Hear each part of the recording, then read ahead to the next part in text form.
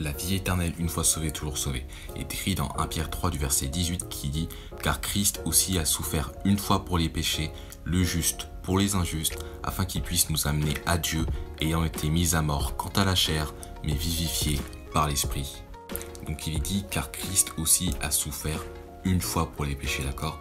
Donc une fois pour les péchés, cela veut dire qu'il a souffert une fois pour toutes, passé, présent et futur. Donc du fait qu'il a été mort à la croix pour l'humanité, d'accord? Passé, présent et futur, les péchés de toute l'humanité. Que donc simplement il a été enseveli et ensuite ressuscité d'entre les morts. Après cela, il est dit le juste pour les injustes. Donc il est mort pour les sauver et aussi pour les non sauvés.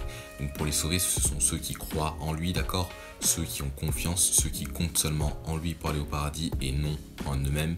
Et donc pour les non sauvés, c'est tout simplement qu'ils doivent aussi eux-mêmes croire en le sauveur Jésus-Christ pour être sauvés de l'enfer et non en eux-mêmes ou d'être leur propre sauveur.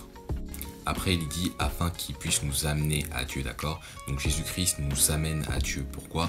Parce que maintenant, il est mort pour tous nos péchés, d'accord? Et que donc simplement, à la vue de Dieu, donc aux yeux de Dieu maintenant, nous sommes justifiés, d'accord, devant lui. Nous sommes parfaits maintenant, nous sommes sans tache.